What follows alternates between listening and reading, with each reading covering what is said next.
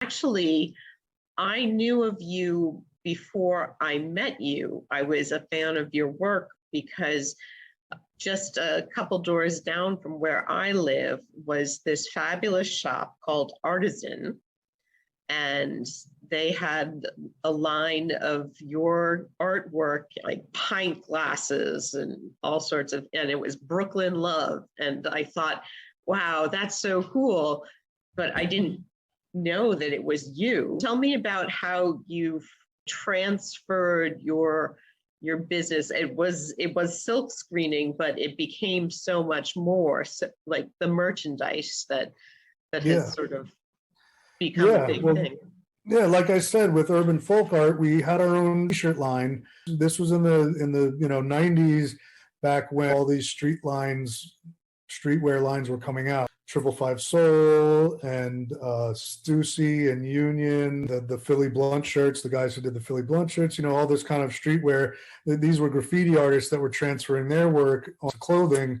So I was always interested in that sort of stuff. I was never really got into the accessories or anything further than t-shirts. Meeting Jessica, who owned Artisan, which is a store you're talking about. We met because we were both doing seasonal work at a fruit basket place in the city, which I ended up working full-time for like 9 years while I was silk screening.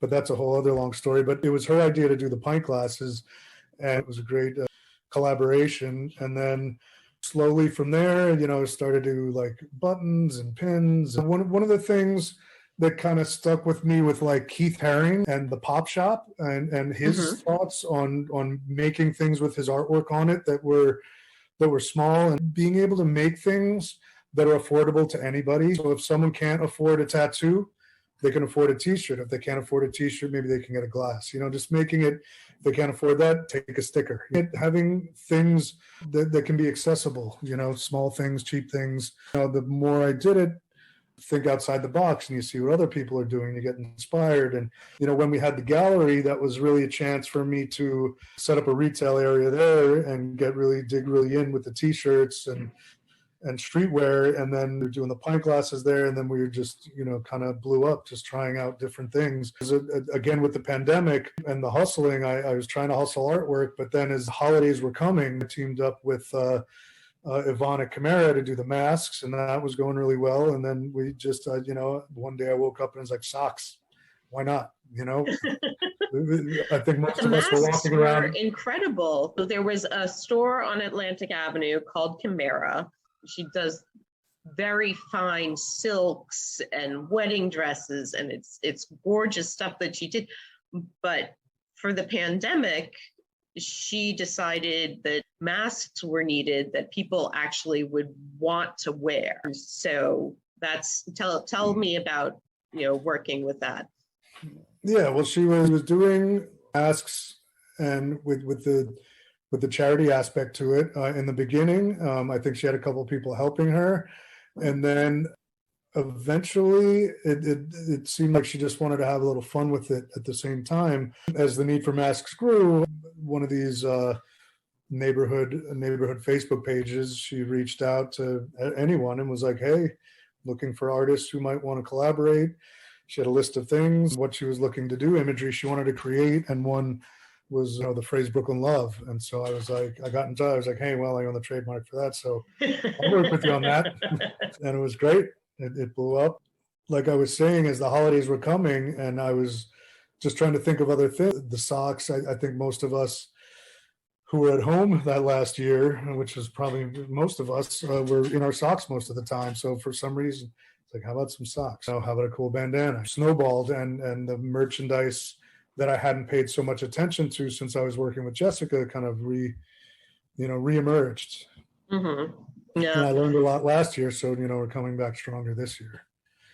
It's funny because I say my mother would never in a million years get a tattoo, but she was wearing Adam Suerte Brooklyn Love almost daily. There's the fact that our far and wide, starts with the tattoos or the art on the wall. I think you have a slideshow prepared for me that we can share. Okay, so I see the Brooklyn Bridge. Great. All right. So I would say, in the general sense, the city is my muse, but this thing is really it. So a part of my history and growing up. And I was known for a long time as the Brooklyn Bridge guy in tattooing just because I would do the bridge so much. And I still Love it. do. It's in my comic books, it's in my painting, it's on my merchandise. It just really, it's a symbol not only of Brooklyn and of New York, but just of me and my past. Here's the promenade. This was done a while ago. I wanted to show it because this was before Brooklyn Bridge Park. It's when the piers there were Right. cleared out. And again, a lot of my paintings you'll find are depicting things that are no longer there. Here is Fulton Street. Fulton has never looked so clean. Yeah. Yeah. I don't like cars. I don't like painting cars. But once again, the mural at Macy's garage, it's in the background. It was gone. It was gone before I finished the painting. I started painting it for a show that was going on at the Brooklyn Historical Society, and I went back for some more reference shots, and it was already demolished. It's like just disappearing as we speak. But this painting it's like 8 feet by 6 by 8 feet. It's really huge. This was the Brooklyn House of Detention that we saw a little bit earlier. This was done 20 years ago. You can see my style was a lot looser then. As you'll see in the next couple paintings, the more I've tattooed, the more planned out and kind of stiff, I guess, I've gotten. Stylized. I won't go stiff. Yeah, sure. Planned out, maybe. This is St. Agnes on Hoyt Street. When you're approaching the Carroll Street Bridge over the Gowanus Canal, that's when the new World Trade Tower was being built still. It was just I was working out with a friend in Gowanus, and this was my walk that I would see every day when I was trying to transform myself and get healthier. It was just something I wanted to depict. This is Bait and Tackle. Another Love Bait and Tackle. Yeah, not there anymore, unfortunately. And that's the But Ice the House. Ice House still is. Yeah, the Ice House. And now the I think it's called Bar San Pedro now. I think so. But a lot of people call it Bait and Taco. But this was a commission for a friend of mine who bartended there for a very short while. Admitted he was a horrible bartender, but he owned another painting of mine of The Last Exit, which was on Atlantic Avenue, and again is no longer there. But yeah, so that was a lot of fun. And yet another bar that's there no longer is Hank's, not too far from you. Nope. I did this just because when our shop was right around the corner from here 19 years ago, I never really went in there that much. We always went to the Brooklyn Tavern instead because it was closer. But the last few years, this was open. Julie, who I went to high school with, was the owner, and I was doing some graphic work for them. She kind of she the turned Flying it into Saucer too, right? She owned Flying Saucer, and I did the sign for her, that was above the door on that one as well. Yeah. She kept it going, but transformed it at the same time. It was something that was gone that I wanted to capture. I took that photo one late night and one of the last weeks it was open. This is in Red Hook. If you walk all the way down Henry Street and you hit like BHS, and you have that little footbridge that you can walk across, you come out under here. And this is the walk that I take to my studio. I have a studio in Red Hook. So I see this pretty much every day, and it was just something I felt compelled. This is 3 feet by 4 feet. Most of these paintings are pretty large. Then I get into the more kind of graphic-er, cartoonier stuff, which I enjoy a lot. And especially in the last year when I wasn't going to the studio so much. This is Soldiers and Sailors Arch in Grand Army Plaza, one of my favorite Brooklyn icons as well. It's just a small. Is that on wood? Or? That's on a small oval canvas. Okay. This one is wood. This one's a circular wood panel. Brooklyn Bridge, always there. This is a page from the comic, and that is the St. Clair Diner, right next to where we were. I remember the St. Clair. No the new St. there. Clair. It was the new St. Clair that was like always like 50 years old. These aquatic things happening in there. I remember that. Open 24 so hours. And there's Brooklyn Tattoo.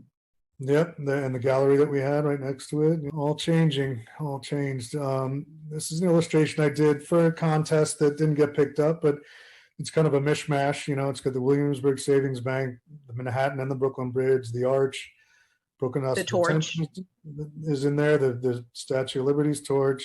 And then, as I was saying before, the iconography, the trains, the train station, street signs, lampposts, just all stuff that I like to do. Love it. This is the There's that main Brooklyn Brooklyn love. log. It's kind of evolved, and I change it up every now and then. But this is the sticker a lot of people see, and I'd like to think that I coined this phrase, back in the early 2000s, but everybody uses it now. But yeah, it's done me well. This is the T-shirt design for the Atlantic Attic that happened this year. That was a lot of fun. Best T-shirt ever. Yeah, this was 46. This was the 46 Antic. It's been a lot of fun working with the AALDC, specifically for seeing the behind the scenes of how the Antic operates. It's kind of like pulling the curtain open, and seeing the vision. It's been a really interesting year. Very cool to witness and be a part of. This is another thing I did for them, which is a tote bag design that was handed out to encourage shopping on the Avenue. We'll be doing it again this year, so follow the ALDC to find out the weekends that those will be handing out. I think they're printing up 1,500 of them, so there's going to be tons. This is a bonnet that I designed for the ALDC. The spring fling did. I remember. Yep. And this is, I did 4 different ones, but I thought this was really funny. And there's somebody very special underneath that hat. Absolutely. She's being very, very cooperative and quiet right next. These are some designs I did for the South Brooklyn Local Development Corporation that Betty Stoltz was running. She had founded the Seventh Heaven, which is Park Slope's own version of the Antic. A little street that could, with the F train acting as the street, because the F train went right under there, and then just the encouraging the eat, drink, buy, sell, and some of these have been adopted by the Smith Court Street bid. Looks like they've been making some way and making that actually happen. Hey, see, I'm learning things from you. It's great. Yeah. These I call smallies. These are 5x7. And during the pandemic, we were isolated. We actually got out of the city out on Long Island. I was doing these little drawings. I would actually do them on one big sheet of paper and then tear them up into these little pieces and sell them pretty cheap. Make 10 and I'd put them online and I'd sell 10 and then I make 10 more and do that again. And they always sell out and I always make more. It's just something that's affordable and it's an original piece of art, A lot of people who can't buy original paintings of mine, they'll buy prints. But a lot of people want originals, something that I've touched and not printed. So little pieces like this are really accessible. So these have been a lot of fun and I've kept doing them. These are kind of some bigger test ones that are a little bigger than those. These are freehand. There's no pencil involved. I just with a marker, make the outlines and then just add on from there. Yeah. Someone recently was like, I like those little city things you're doing, but could you do one where the Williamsburg Savings Bank is the focal point? So, she wanted one, but I'll do 7, of course, and then because I know I'll sell the rest. So this is some of the merchandise, bunch of different stuff. Again, all this stuff is like $25 and under. It's really, really accessible, fits in a stocking. I've always wanted to do hats. I never kind of figured it out or had the time to do the research. Started doing the hats. There's some of the glassware. This is weird, but I did it. I envisioned for some reason making a zipper pull of the Williamsburg Savings Bank. So I had the 3D image printed out in this kind of small plastic, and I bought the hardware, and it hangs on your zipper, and it makes it easy to zip up and down. And it's kind of a necklace when your sweatshirt is zipped up. For the most part, I wanted to do it just so I could create some cool packaging.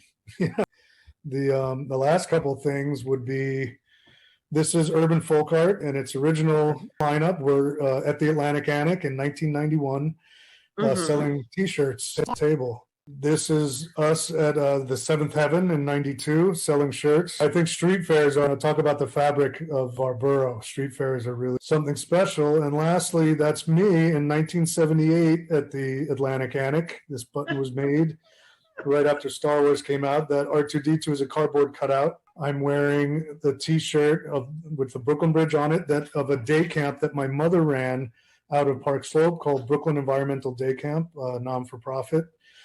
Oh, that sounds so much cooler than the Packer one that I went to. I remember the Packer one. Sort of where Bratwa was. This was Hoyt and Atlantic, right where you go down the stairs. You had to go down the stairs to stand there to get your button taken. And that's it. I put some QR codes here, but people can pause it and take a picture. Yep. Thank you very much. And I hope to see you live sometime soon. I understand that it should be outside and will be as safe as possible. Yeah, I'm sure it will be. Thanks for having me. It was this was a lot of fun, and thank you for everything you've done and that your mom has done for the neighborhood all these years. Great talking to you. Thank you. You too. Take care.